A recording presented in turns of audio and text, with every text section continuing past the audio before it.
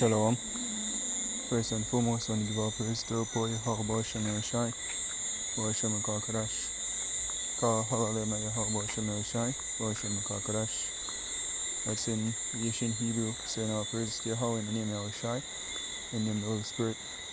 Yahweh is the correct name for the God of the Bible, who the world ignorantly call Jehovah, God, or Yahweh. And his son's true name in the Hebrew is Yahweh Shai, who the world ignorantly call Jesus Christ. The true name for the God of the Bible in the Hebrew is Yahweh. His son's true name in the Hebrew is Yahweh Shai. I want to give the honors unto our elders and apostles of great milestone. And shalom to all the brothers and out there pushing this word in sincerity and in truth. To all that believe in this gospel, shalom. Our brother Zach M. Camp James Jamaica. And let's listen. We entitled it, Joy Cometh In The Morning, which is from this precept here, Psalms 30, verse 5. Says, for his anger endured for a moment, in his favor is life. Weeping may endure for a night, but joy cometh in the morning. And that's what we have to keep in mind. We'll go through the struggles as it's written, the affliction of an hour make it a man. We get basically mirth or joy. So some while going through the fire right now, the refinery, it seems like it to last forever, but there's a promise of salvation, as is written. Eyes of, let's get it real quick. I think it's I'm trying to remember real quick.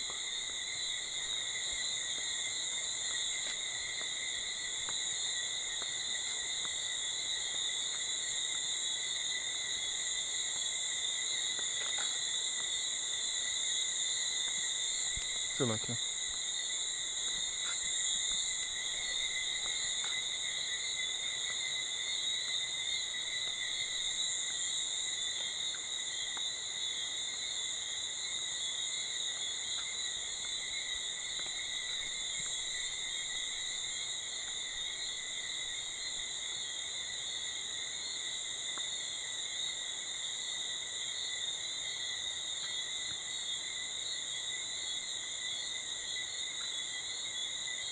I try to do a quick search sheet, but the precept that says eyes have not seen, it's in Isaiah, and it's also in the book of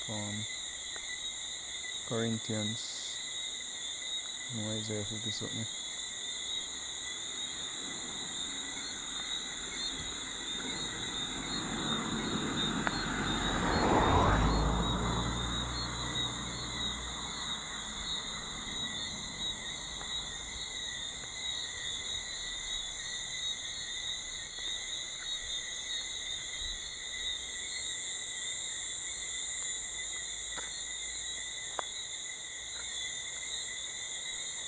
Alright, so let's quote it.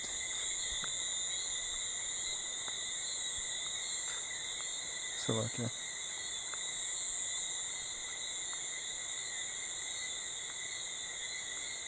Where I get it when I quote it.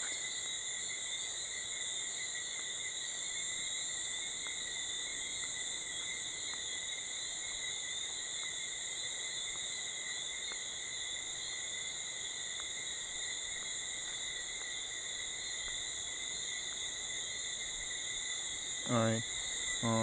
Not able to find it still, but there's a precept that says, eyes have not seen, nor ears heard, that which the Most High have prepared for them that waited for him. And that says of the kingdom coming. Yahweh Shai said, what, behold, let me go to make a place for us. That's like 2,000 years ago. Which is the kingdom of heaven. We are going to inherit. Alright, Lord's willing to be a part of the first fruits. Now we basically go through the narrow passage, right? Second Ezra, the 7th chapter, tell you about the passage. I have to basically inherit life, inherit the kingdom. Let's get this real quick. One of my favorite precept actually. John 16. We'll start the verse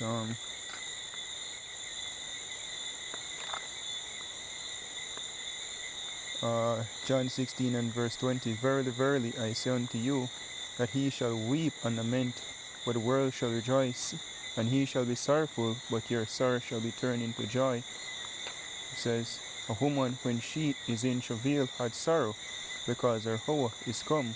But as soon as she is delivered of the child, she remembered no more the anguish for joy that a man is born into the world. Right? So now we are going through it, now in the current state, affliction, and is all hell. But as soon as deliverance come, right, that's just it. It says, there's a precept that says, when the Most High, let's get that real quick, that one in the way there.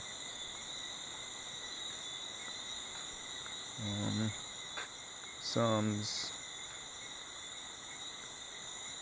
126 or 4.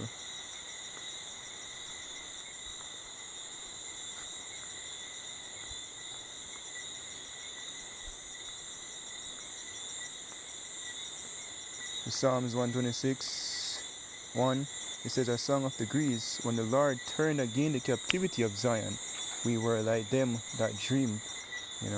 So when we get delivered in the kingdom, it's going to be like a nightmare we wake up from. When we put off this body, he's in a slavery, and basically everything is in correct order. Right? We'll be like, finally, and all of this hell, all of this sorrow, it will be a thing of the past. We'll never ever have to think about going into something like that again, as is written, affliction shall not rise up the second time. Continuing reading, John 16, verse 22, it says, and ye know therefore of sorrow, but I will see you again, and your heart shall rejoice, and your joy no man take it from you. And when Yahweh shall return you, that's just it. That's our time to smile, that's our time to laugh, is it? So but still we will sing our Lord upon our bed, right? We will execute judgment upon these heathens. Nowadays you wake up, work again. Wake up even more tired than you went to bed. It's all madness.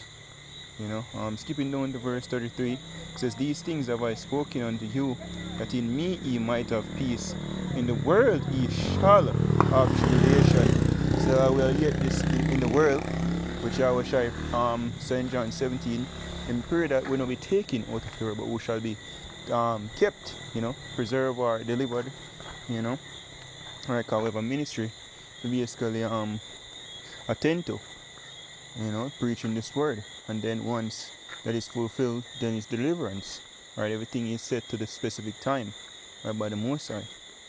It says, in the world ye shall have tribulation, but be of good cheer, I have overcome the world. And there's a promise. There was a promise, a covenant of we going off and getting whooped. Right, see him so. There is a promise of deliverance. And that's that we have to hold fast until, God, that's how we are go through, how we are feel, Right, it's just temporal.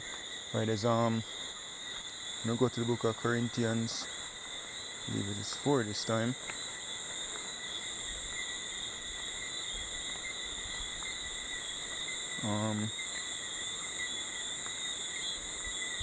To the point. We start 16, so 2 Corinthians 4 verse 16. For which cause we fear not, but though our outward man perish, yet the inward man is renewed day by day. So physical body perish, go through the afflictions, we suffer, right? But guess what? The spirit is being refined. It says, for our light affliction, which why Christ gives us a light affliction, compared to the glory that we inherit. Like you pay a little money or something, and when you have pay, they say, oh, you like overcharge, man. Until they really see it, they say, oh shit. me never do nothing. Right? And that's the scripture says, the scripture says, eyes have not seen or ears heard. Think about the richest man on earth right now. I'm not talking about Bill Gates and Jeff Bezos and Monday. I talk about like the elites, the Rothschilds, Rockefellers, right, the DuPonts, those rich families who have estates of highlands, private highlands, have servants, of you're in a private jet, and the scripture say you're not in trouble like other men. Them man in a fear, regular fear, and fear when they see church and so forth, and we, them see, risen up, because them know the prophecy. It's written, they know that they have but a short time, right? But them man have regular stress like me and you. What about bills are gonna pay and this and that, No, them good, right? So when the table flip, as the parable with Lazarus and the rich man, we being Lazarus, when the table turn now, when we have all the world's wealth and a million more, and being able to, call back sons, which we are sons, but getting back that glory from our power, Yahweh, right? When we basically have spiritual body, spiritual power, being able to travel other planets and all of that, everything in full subjection, right? And in one with our power union, hey, that when we look on what we are going through right now, and what we used to go through in our kingdom, you see, we're light affliction. It's for our light affliction, which is but for a moment, worketh for us a far more exceeding and eternal weight of glory, while we look not at the things which are seen, but at the things which are not seen. For the things which are seen are temporal, but the things which are not seen are eternal. When I look on it too, anything you can achieve in this life, it too shall pass. The scripture said the fashions of this world pass it away. Where our eyes Second Peter say, seeing that all these things shall be dissolved. Thing we are look on, Jamaica, 7 years a piece of land, build one big old mansion, get whatever luxurious car or flying craft or whatever. They'll perish. So what's the point? It's all temporary. You get a woman, temporal, pitney might turn fish or rebellious, temporal. They might just be wicked and the most I kill them. So everything here is temporal. But anything we get in the kingdom, the kids not gonna ever die, them now go off, wife now give bone, right? Now get sick, go basically dead and make your inheritance go to another. No. Everything in the kingdom will be eternal, Don't be simple like saying you ever get a piece of food that I have in front of you, but no. Just have everything that we desire, Straight say even before we request it, the most they'll give us, So that's something to, think upon and dream upon, So hope this is the fun to look out here, giving our praise to our poor Yahweh Shem Shai, Shem Kakadash, the boners and two elders and apostles of Great Millstone. Shalom to the full leg. Shalom.